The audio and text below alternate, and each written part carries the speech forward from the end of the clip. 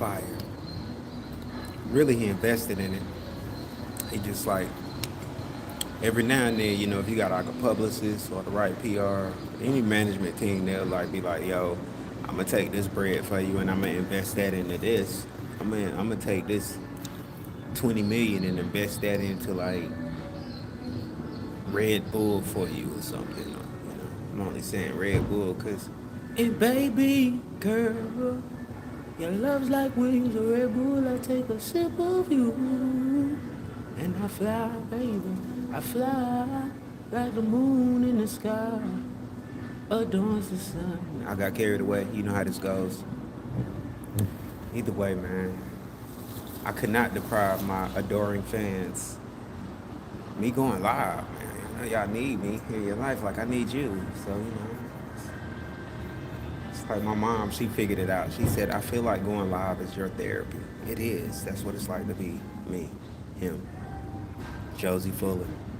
And it sounds so conceited, but I have friends that build and add on to the conceitedness of me. And it just is what it is. So, like I'm gonna be real. I never called myself the king of anything. I was like, I'm not. What? When they said you the king of soul, bro, and I was like, nah, I'm just Josie, bro. I'm just Josie Fuller, bro. I just sing, bro. I make music, bro. Like it's soul music, bro. You the king of soul. And I was like, I thought James Brown was forever the king of soul. Long live the king. You feel me? It's another random what it's like to be me, right? Life. I need to get a portable charger, so I'm gonna go to Walmart first thing tomorrow. At this moment, my cousin gonna pull it right.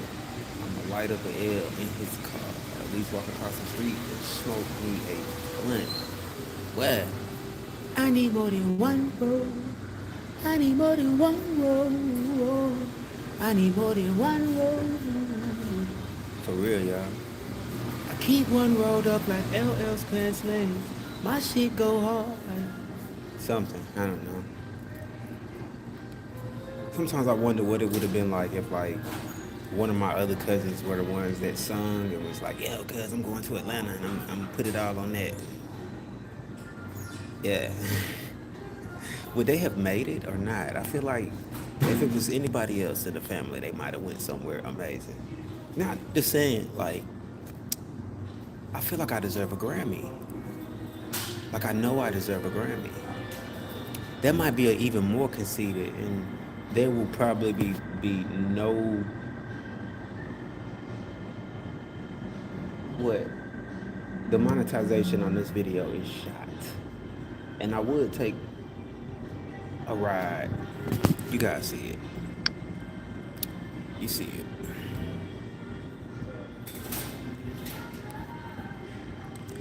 Keep that DoorDash bag on me. You know what I'm saying? I be dash ready.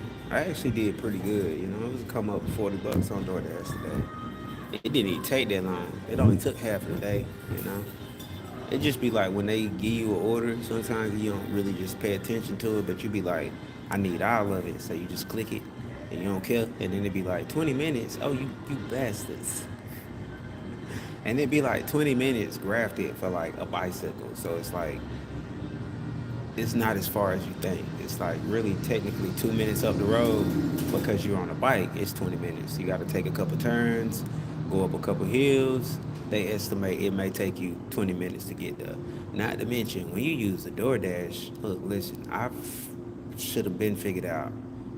Because, when I drove Lyft and Uber, I always used Google Maps.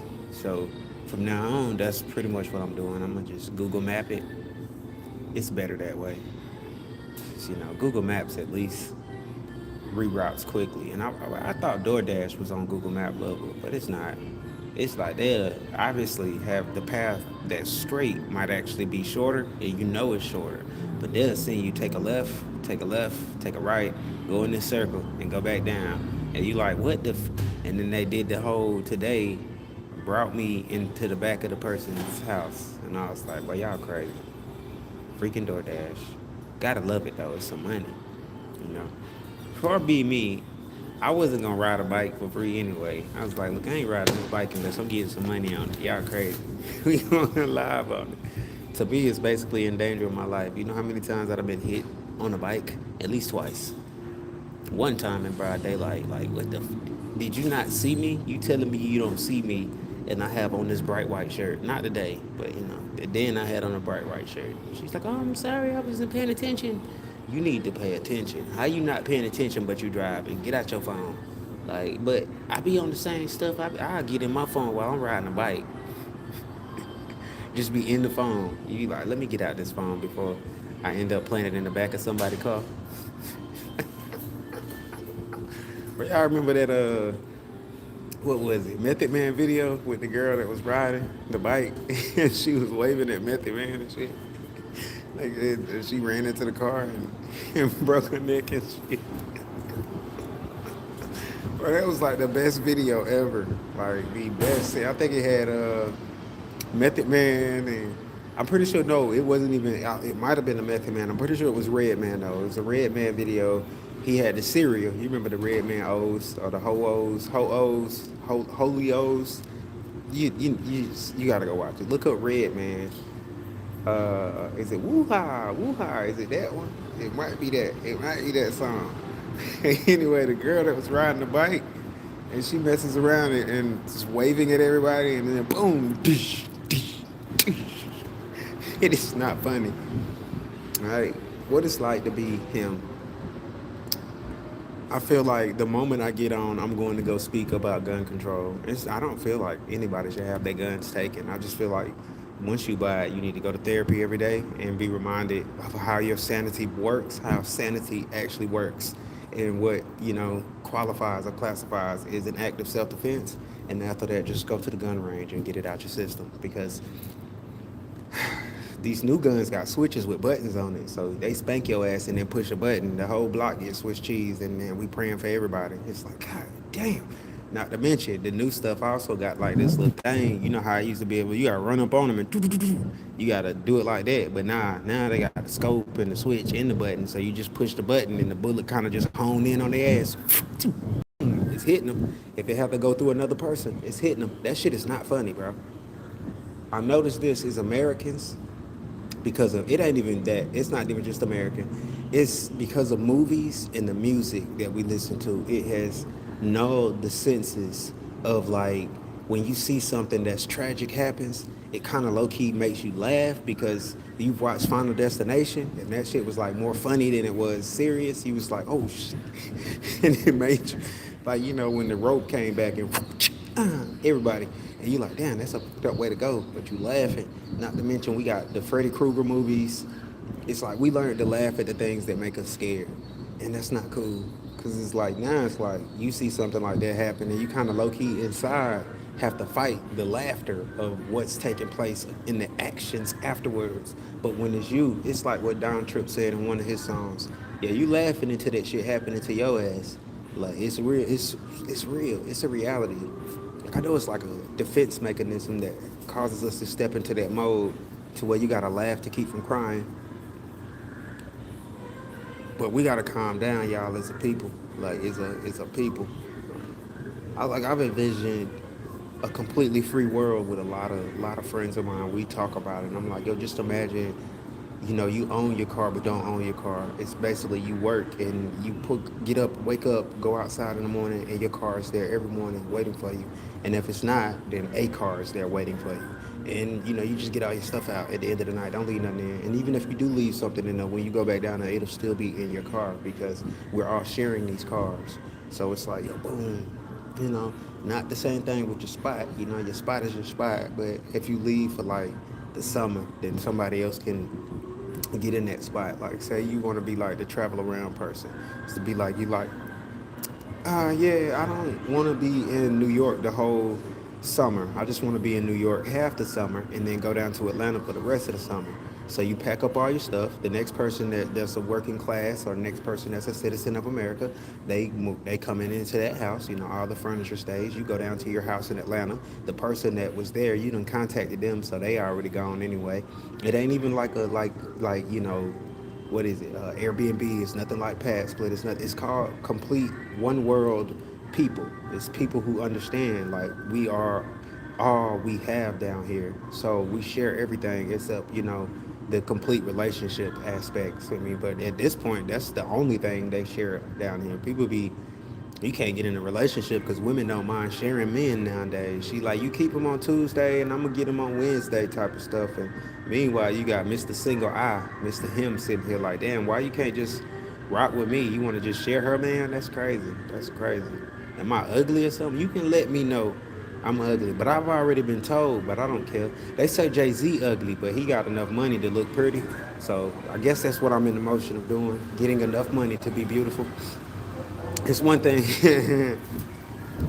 Yeah, this shit just get real, bro. I'll be like in my motion. Like, shout out to the family.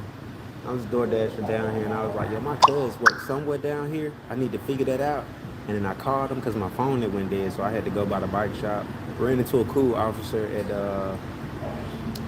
at the actual bus station, and I was trying to figure out why there ain't no chargers at the bus station. It's like, yo, homeless people was loitering and shit, and I was like, damn. Atlanta ain't doing it like that. Look in the rest of the city. I'm gonna tell y'all right now, when I get up a million, I'm investing in charge stations, in public charge stations, in most major metropolitan cities and park areas. Like the ones in the park gonna be like defensive charge places. I might be like a big ass phone booth with, a walk-in space. Like it's all glass, but you can walk in and sit down like a lounge. Put a table off in there with a soda machine, so you can get you some stuff. That's how I pretty much make the money off of it. The drink machine and the ads, because people ain't gonna do nothing but go in there and look at the ads, and I get paid for the people that's running the ads. Type of stuff. Like I had that idea when I seen Tesla get ready to blow. I was telling all my friends like, yo, we should invest in these charge stations, and they always like, Josie, what is you talking about?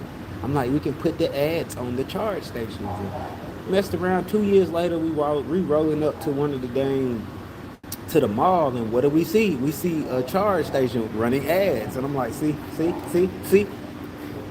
I might just start moving on myself, like taking whatever I got at that moment and just investing in the next brightest idea. Because I feel like life is a full investment. Like life itself is a full-on investment. You got to invest your time somewhere. We all know time is money, so you got to invest it the right way. Like I feel like I didn't properly invest my time like in earlier years, and that's why I face situations like this. Even being Josie Fuller, the king of soul, even being me myself, an amazing singer from South Carolina that just went to LA and freaking lived in Atlanta. Been around out some of your favorite artists, and I'll be like, damn, why I ain't one of their favorite artists yet? I mean, I got fans, so I ain't really worried about it, but I am. It's like, I feel like Jordan Lucas, when he was like, if they don't fuck with me now, sooner or later they will. So it's like, yeah, you might not rock with me today, but one day you gonna vibe with me. One day I'm gonna walk in and everybody gonna be listening to the Danger Zone, and then, gonna go 2 blocks up the street and hear No One Knows coming out of somebody's car. Think no one knows what love is anymore. And no one believes in love at first sight. But when I see you, baby, I knew it. And the sweetest sound in life was when I heard your voice, girl. I think we were made to be together, yeah. But no one really knows these things, baby. 'Cause you love me like forever really matters, Go another 2 blocks up the street and they playing more music by me. It's like, whoa. I'm gonna feel like Prince, Michael, James Brown. Probably feel like Etta James. I probably feel like any superstar that made it. I probably feel like Usher, Won't really matter to me. Damn. Okay. I got a friend that just sent me some lentil soup recipes. I'm gonna chop into that when I get to the house. I really be debating because I'm like, yo, my cousin gonna pull up, right? He kind of expect me to be here, but I'm like, yo, cuz I'm probably about to ride down this sidewalk and see what's happening with life down here. I'm downtown Greenville. I ain't been downtown Greenville in years, especially at night. You just think I've been in like Atlanta for like 10 years. A friend was like, bro, you was in Atlanta for a minute, bro. I wasn't there the whole 10. I give myself 8. I had 2 more years to go. It's this right here. This is the secret. It takes 10 years to make it overnight. I don't think I waited too late to come home or any of that. It literally takes 10 years to make it overnight. I'm gonna tell you how I know. Jay-Z said it, Kanye West said it, Big Sean said it.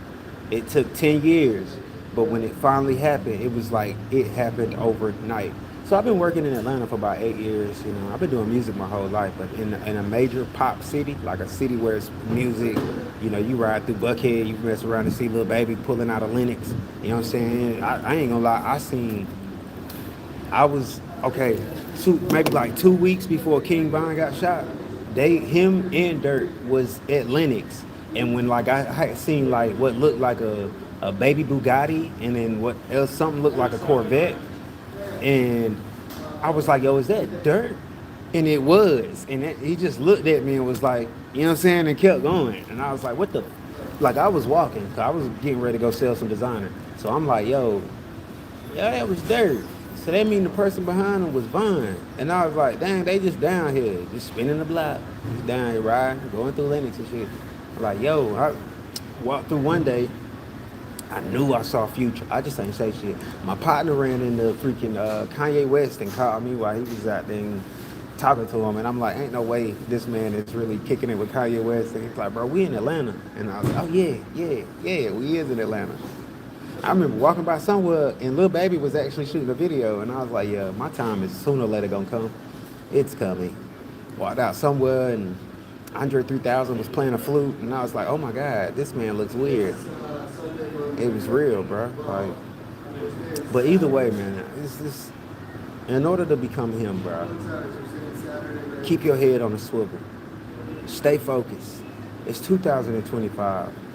To me, we supposed to be on genius level touching the stars right now, but you know, it's cool. We doing some stuff.